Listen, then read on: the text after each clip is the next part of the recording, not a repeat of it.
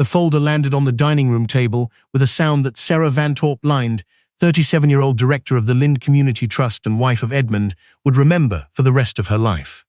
Not because it was loud.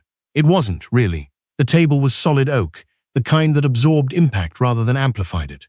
What she remembered was the way Edmund's hand stayed flat on the folder after he put it down, the way he wouldn't look at her, the way the candles on the sideboard were still burning even though dinner had been finished for 20 minutes, and neither of them had thought to blow them out. "I want to talk about the foundation accounts," he said. She was still holding her wine glass.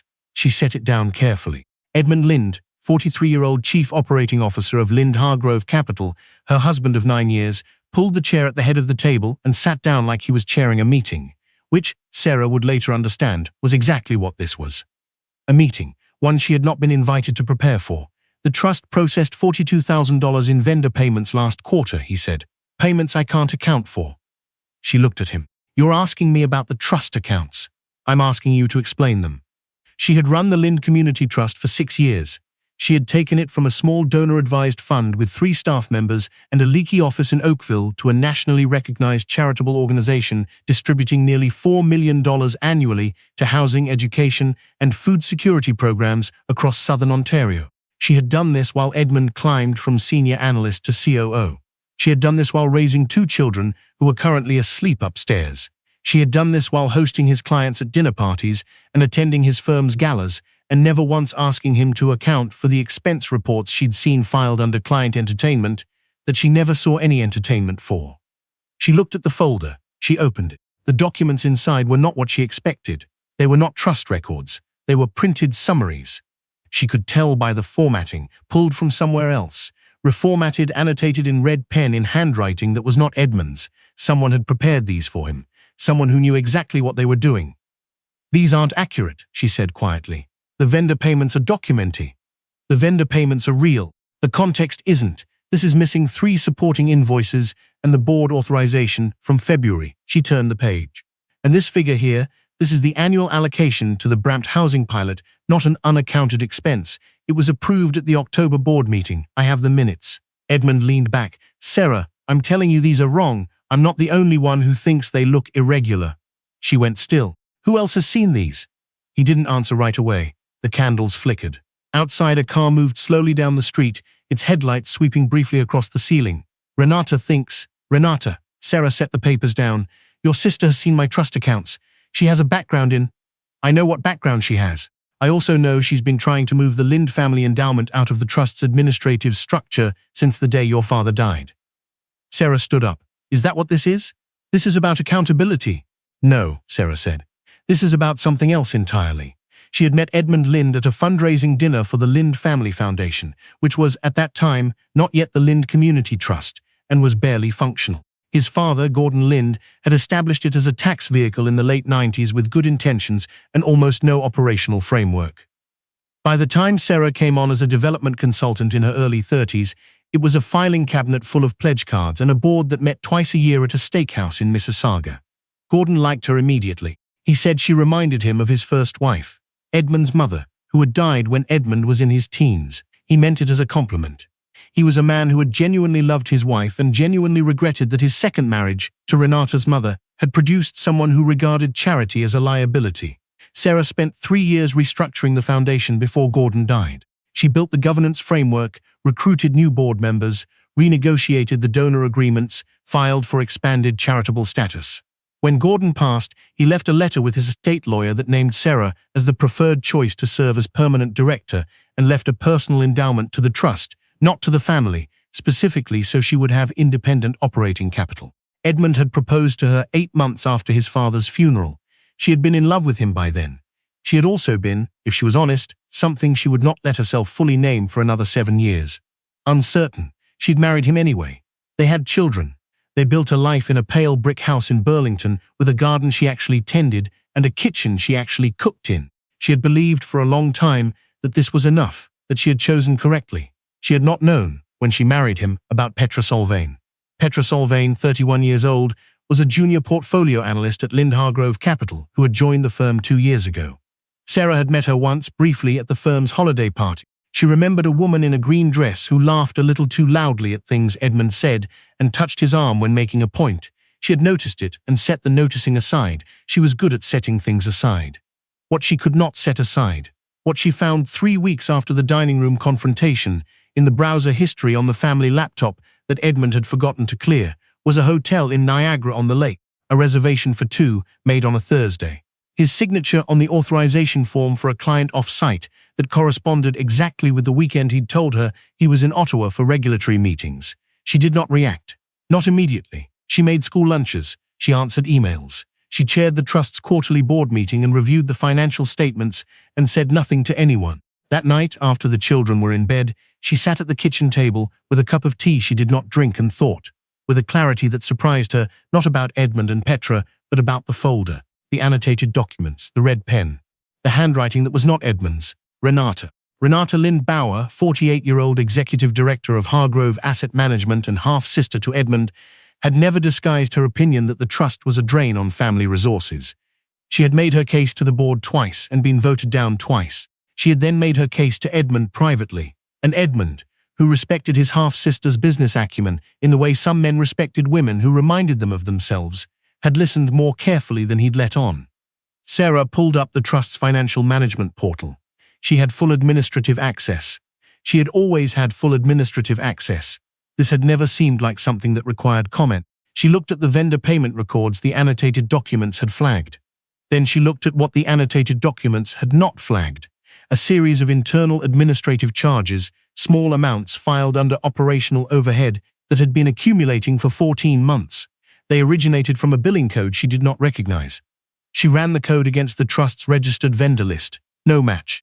She ran it against Hargrove Asset Management's publicly filed corporate number. Match. She did not go to Edmund. She did not go to a lawyer, not yet. She went, instead, to Millie, her oldest friend, a woman she had known since they were both students at Weston, who had gone on to become a forensic accountant and who lived 45 minutes away in Hamilton, and who had, when Sarah had mentioned the dining room confrontation over the phone 2 weeks earlier, said, "Send me the files."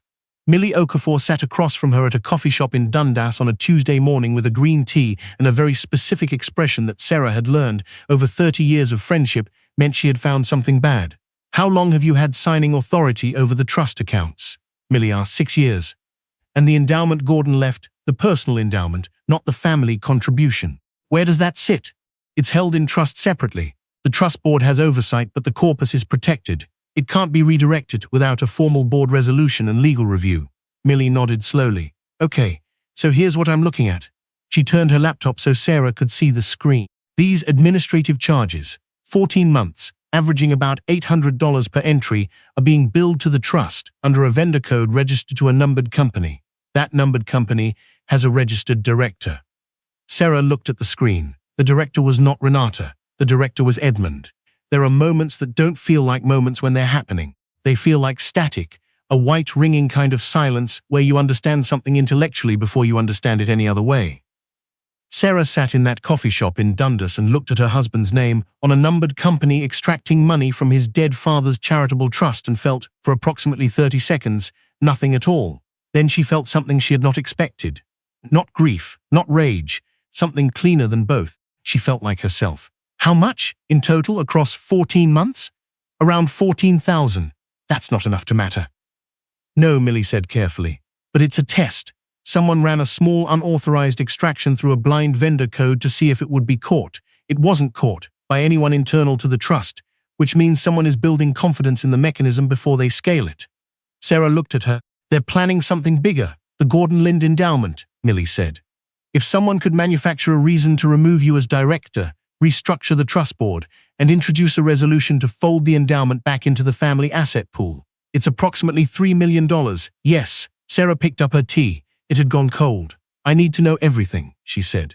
"Every transaction, every vendor code, every filing. I need to know what they've built and how far along they are, Sarah." Millie looked at her steadily. "You know that if you start pulling on this, it goes to the board, it goes to regulators, it goes, I know where it goes. And Edmund, I know." Millie was quiet for a moment. Then she said, "I'll need 2 weeks. You have one." She was home before school pickup. She made dinner. She helped with homework. She sat across from Edmund at the kitchen table and watched him eat pasta and talk about a client meeting in Waterloo, and thought about the hotel in Niagara-on-the-Lake and the numbered company and the red pen handwriting in the folder on the dining room table. She thought about his father, who had trusted her, who had written her name in a letter and left her the tools to do something real. She thought about the 46 employees of the trust, most of them women, most of them earning modest salaries doing work that needed to be done. The housing pilot in Brampton had kept 32 families from shelter last winter. The food access program in Hamilton was feeding 360 people a week. None of that happened because of the Lind family name. It happened because of operational decisions she had made, relationships she had built, funding structures she had designed from scratch. She was not going to let them take it. She asked Edmund to pass the parmesan. He did. She said thank you. Millie came back in 8 days. What she had found was more organized than either of them had expected. The numbered company had been incorporated 17 months ago, 2 months before the first administrative charge appeared. It had a secondary signatory, a corporate services firm in Mississauga, that Millie identified as a known nominee director service, the kind used to add distance between a beneficial owner and a registered instrument. The fees the numbered company was charging the trust were documented with fabricated invoices for strategic advisory services, a category broad enough to be plausible, specific enough to look deliberate to anyone who knew what they were looking at. But there was something else. The board resolution, Millie said. The one that would be needed to redirect the endowment. There can't be a resolution. There hasn't been a board meeting. There's a draft. Sarah looked at her. Someone drafted a resolution to remove you as director of the trust, citing financial irregularities, and to initiate a governance review. It's in the document management system of the corporate services firm. They had a data breach 8 months ago, which is how I found it. The draft is dated 4 months from now. 4 months. They were going to fabricate the irregularities, Sarah said. They already started. The annotated folder Edmund showed you at dinner, that was the beginning of building the paper trail. If you had responded defensively, argued, failed to document your rebuttal, they'd have dated their concerns back to that conversation. They were building a record. Sarah sat with this. Who drafted the resolution? Millie hesitated. There are 2 names, Edmund and Renata. There is a thing that happens, sometimes, when a situation reaches a certain clarity. The emotional weight lifts, not because the feeling is gone, but because feeling and action have finally separated, and action can move on its own. Sarah had felt this once before, when her mother was dying and the palliative care team had explained what the next few weeks would look like. She had cried in the car on the way home, and then she had come back the next morning with a list, and started doing the things on the list. She made a list now. The first call she made was to Audrey Thornbeck, the trust's board chair, a retired family court judge in her 70s who lived in Guelph and who had served on the board since Gordon's time and who had, at the last AGM, looked Renata Lindbauer directly in the eye when Renata made her second attempt to restructure the endowment and said, "The motion fails to carry. Let's move to the next item." Audrey listened without interrupting. When Sarah finished, she said, "I'll need copies of everything Millie found. I'll send them tonight. And I'll need your complete financial records for the trust, not the summaries, the underlying ledgers going back 3 years. I have them good." A pause. "Sarah, you understand what this triggers?" "Yes, the Canada Revenue Agency, the Ontario Attorney General's office, the firm's own compliance division, because Edmund is a registered officer." "I know." "You're certain?" She thought about the 46 employees. She thought about the housing pilot. She thought about Gordon Lynn's letter, which she had kept in a fireproof box in her home office since the day his estate lawyer handed it to her. "I'm certain," she said. What happened next took 4 months, which is a long time to know something and continue making school lunches and responding to emails and sitting across a dining room table from a man who was planning to take your life's work away from you. She did not confront Edmund. She did not consult a divorce lawyer, not yet. That would come later, and it would be less dramatic than she expected, because by the time the legal proceedings began, the shock had long since metabolized into something quieter and more permanent. She went to work. She documented everything. She cooperated fully with the board's independent review, which Audrey had engaged a Bay Street governance firm to conduct. The review found the unauthorized vendor charges. It found the fabricated invoices. It found the draft resolution and, through the draft resolution, the correspondence between Edmund and Renata that established intent. It also found something Sarah had not known. A second numbered company, this one at Renata's direction, designed to receive the endowment funds once they were redirected. The $3 million had somewhere to go. Someone had built it a destination. Edmund was removed from the Trust's donor advisory list. Renata's seat on the Associated Foundation Committee, ceremonial, inherited from her father's time, was rescinded. The Trust filed a civil claim for recovery of the extracted funds plus costs. Lind Hargrove Capital's Compliance Division opened a parallel investigation into Edmund's use of firm resources in connection with the scheme because several of the communications had been sent from his firm email account. He resigned before the investigation concluded. Petra Solvane remained at the firm. Sarah did not think about Petra Solvane very much. What Petra had done, or had not done, was between Petra and whatever she could live with. Sarah had enough to carry. The day the civil claim was filed, Sarah drove to Guelph and had tea with Audrey Thornbeck in her kitchen, which smelled like wood smoke and old paper and the particular comfort of a house that had been lived in honestly for a long time. The staff don't fully understand what almost happened, Sarah said. They don't need to understand it fully, Audrey said. They need to understand that it didn't happen. The Brampton pilot is up for renewal in March. It will renew. The endowment is intact and the governance structure is clean. In some ways, Audrey paused to pour more tea. This review has made us more defensible than we were before. They tried to find a crack and they found the opposite. They found documentation so thorough it made their fabrications look like cartoons. Sarah looked at her hands around the mug. I thought about not filing, she said. There was a version where I just corrected the records, removed the vendor code, let Edmund resign quietly, rebuilt quietly. Why didn't you? Because the next director would have had no idea it had happened. And whoever advised Edmund and Renata on this, the corporate services firm, the nominee directors, they'd do it again somewhere else, to someone else who wasn't paying close enough attention. Audrey nodded slowly. Gordon would have agreed with that reasoning. I think he would. They sat for a while without speaking. Outside, the light was doing the particular flat gold thing it did in Guelph in October, the kind of light that made everything look temporary and permanent at the same time. What happens to you now? Audrey asked. Sarah considered the question genuinely, the way she had been trying to consider things since all of this began, without the layer of performance, without the version of the answer she would give at a dinner party. I stay, she said. The trust stays, the work stays. She looked at the light through the window. The rest of it, I'll figure out. The divorce was finalized 11 months later, the house in Burlington sold. She bought a smaller place in Hamilton near the water with a garden that needed more work than the previous one, and a kitchen that was smaller but had better light in the mornings. Her children, who were old enough to understand something was changing, and young enough to adapt with a resilience that regularly undid her, decorated their new rooms with post-it notes and seemed by and large to be fine. She was by and large fine. The Trust's annual report that year showed a 14% increase in program delivery, more families reached, more meals distributed, more students connected to the bursary program that had been Gordon Lind's particular pride. At the AGM, one of the newer board members gave a short speech about organizational resilience.